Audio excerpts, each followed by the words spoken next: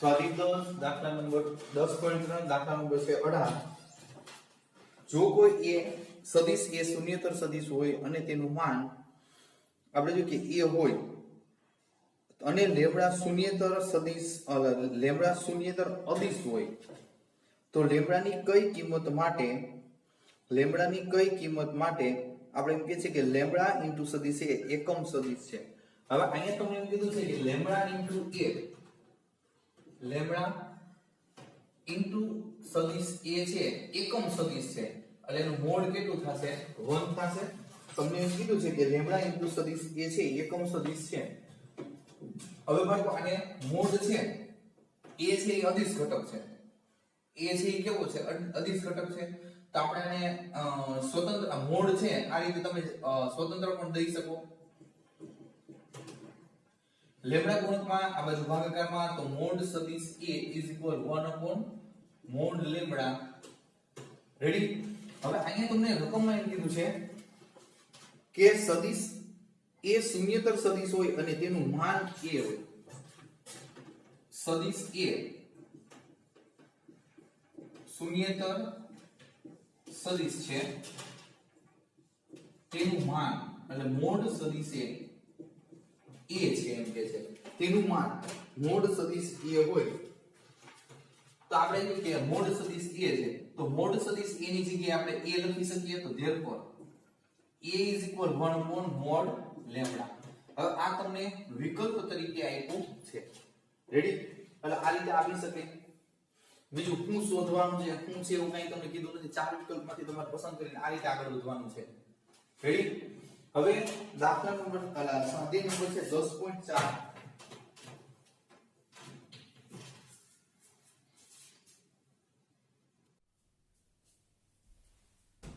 10.4 માટે આપણે જોઈએ કે થિયરી છે અદિશનું સદિશનું બહિર્ગુણક. આગલું આપણે કહ્યું 10.3 નું ઈ આપણે જોઈએ કે સદિશનું અંતઃગુણન હતું ડોટ પ્રોડક્ટ.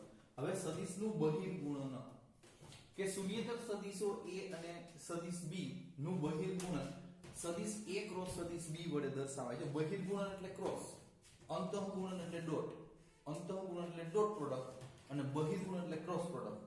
હવે વડે દર્શાવાય છે. હવે અહીંયા આ સૂત્ર છે કે સદિશ a ક્રોસ સદિશ b = મોડ સદિશ a મોડ સદિશ b sin θ. ખાસ યાદ રાખજો. બરોબર છે. ઓલું cos θ વાળું સૂત્ર હતું, આ sin θ વાળું. અહીંયા ક્રોસ નહોતું આવતું, અહીંયા ડોટ આવતું હતું. બરોબર છે. હવે a ક્રોસ b સદિશ a ક્રોસ સદિશ b એ સદિશ રાશિ છે. આની ક્રોસ પ્રોડક્ટ છે ને હંમેશા સદિશ મળે અને ડોટ પ્રોડક્ટ આપણે મેળવી હતી અદિશ મળતી હતી. બરોબર છે. ડોટ પ્રોડક્ટ અદિશ અને ક્રોસ પ્રોડક્ટ કેવી સદિશ મળે છે. હવે બે સદિશો સદિશ a1i a2j a3k અને સદિશ b b1i b2j b3k હોય તો a ક્રોસ b આ સૂત્ર છે. a ક્રોસ b મેળવવા માટેનું સૂત્ર પહેલી હરોળ ijk નિશ્ચાયકમાં ijk, બીજી હરોળ છે a1 a2 a3 લઈ લેવાની, ત્રીજી હરોળ b1 b2 અને b3 ijk ના સહગુણક. હવે આનું સાદુરૂપ આપી દો ને એટલે તમને a ક્રોસ b પ્રોડક્ટ મળે. a cross b. રેડી. હવે બહિર્ગુણનના થોડા ગુણધર્મો છે કે x ક્રોસ y તો એને ઉલટાવો તો આગળ વિરુદ્ધ નિશાની થાય. જો ડોટમાં નહોતી થતી. બરોબર છે. પણ ક્રોસમાં આપણે જોઈએ કે વિરુદ્ધ નિશાની થઈ જાય ગુણધર્મ અનુસાર. પછી સદિશ x ક્રોસ k સદિશ y હોય તો અહીંયા આપણે જોઈએ k અદિશ ઘટક છે, k ને બહાર લઈ લ્યો તો x ક્રોસ y. પછી x ક્રોસ y z હોય તો અહીં ગુણક તરીકે x cross y x cross z. Ready. હવે અહીંયા શૂન્ય સદિશ 0 સાથે ગુણશો એટલે શૂન્ય સદિશ આવશે.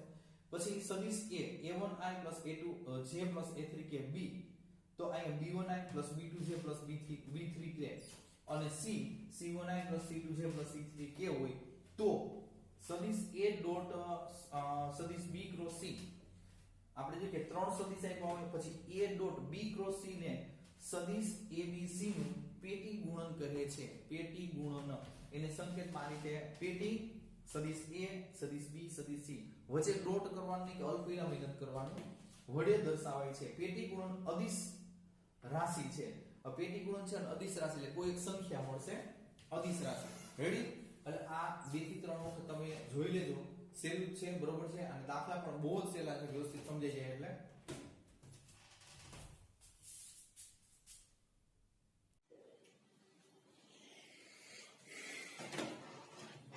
તો જો એટલામાં પેટી ગુણન છે, પેટી ગુણન બરોબર છે, બોક્સ પ્રોડક્ટ A B અને C સદિશ. જો વચ્ચે અલ્પવિરામ નહીં, ડોટી ની કાઈ નહીં, આ રીતે સ્પેસ મૂકીને લખી નાખવાનું, અથવા A સદિશ A dot B cross C. તો એની કિંમત શોધવા માટે એટલે A ના ij ના સંગુણક A1 A2 A3, B ના B1 B2 B3 અને C ના C1 C2 C3 આ નિશ્ચયકનું સાદું આપો એટલે તમને પેટી ગુણન મળે, બોક્સ પ્રોડક્ટ મળે છે. હવે અહીંયા જો કે આ ત્રણેય છે સમાન છે, કઈ રીતે જો છોકરાઓ ખાસ ધ્યાન રાખજો, A B C તો આને આપણે જે આમ રોટેટ કરવાના છે, રોટેટ, જો આ રીતે આમ ધક્કો લાગી જશે. હવે આને આમ રોટેટ કરવાના, જો રોટેટ ની વાત કરું એટલે આ મળશે. તો ત્રણેયની કિંમત સરખી, જો રોટેટ હોય ને તો જ, બરોબર છે. હવે આને પેટી ગુણનમાં કોઈ પણ બે સદિશને બદલવામાં આવે તો નિશાની વિરુદ્ધ થાય છે, માઈનસ હોય તો પ્લસ, પ્લસ હોય તો માઈનસ. જો મેં આને બે ને બદલ્યા, રોટેટ નથી કર્યા, આ એ તો એમનો જ છે, જો રોટેટ નથી કર્યા, આ બે ને બદલ્યા, અથવા તો પેલા બે ને બદલું, અથવા છેલ્લા બે ને બદલું, બરોબર છે. તો આપણે જોઈએ કે સદિશની કિંમત છે એ માઈનસ, સોરી પેટીની કિંમત છે માઈનસ થઈ જાય છે. હવે કે છે કોઈ અદિશ ઘટક છે, 3 4 5 માઈનસ કે પ્લસ જે હોય એ A સાથે ગુણક હોય અથવા B સાથે અથવા C સાથે, તેને બહાર કાઢી શકો અને પેટી કરી શકો. આ છે. હવે પેટીની અંદર કોઈ પણ એક સદિશ 0 હોય તો એનું મૂલ્ય છે એ 0 થાય છે. એનું મૂલ્ય કેટલું થાય તો કે 0 થાય છે. રેડી? પછી કોઈ પણ બે સદિશ સરખા હોય, A હોય, B હોય, C હોય, કોઈ પણ બે સદિશ સરખા હોય તો એનું મૂલ્ય 0 થાય છે. આ ગુણધર્મ. હવે સમાંતર ફલકનું ઘનફળ સદિશ માટે, જો સમાંતર ફલકનું ઘનફળ આ સૂત્ર છે કે મોડ સદિશ A B cross C, mode સદિશ A B ક્રોસ C. આનું ટૂંકમાં મોડ થઈ જાય છે. આ રીતે આપણે શોધવાનું થાય, બરોબર છે. આ બે સરખું પણ આનો મોડ લઈ લેવાનો. રેડી? ઘનફળ હંમેશા પ્લસ હોય. આની જે કિંમત, ટૂંકમાં આની જે કિંમત આવે ને એ આપણે જો કે મોડમાં લઈ લેવાનું, જેથી કરીને ઋણ હોય તો ધન થઈ જાય. એ આપણે જો કે સમાંતર ફલકનું ઘનફળ થશે.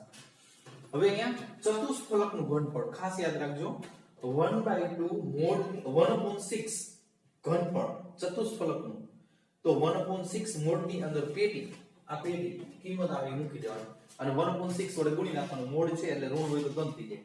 પછી ત્રિકોણનું ક્ષેત્રફળ, તો ત્રિકોણ ABC માં આપણે જોઈએ કે AB C સદિશ C, BC A, CA B લઈ લેવાનું. તો ત્રિકોણ ABC નું ક્ષેત્રફળ 1/2 B ગુણ્યા C એટલે B ક્રોસ C મોડમાં, પછી 1/2 C ક્રોસ A અને 1/2 A ક્રોસ B.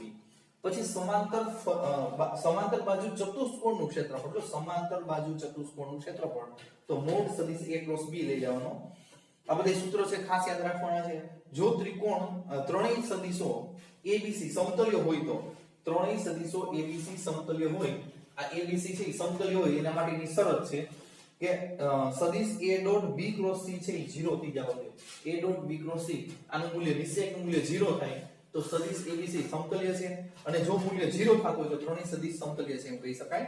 આ એની બધી શરતો છે. એક ખાસ મોસ્ટ એની એક સૂત્ર કે સદિશ A અને સદિશ B બે અલગ અલગ સદિશ છે.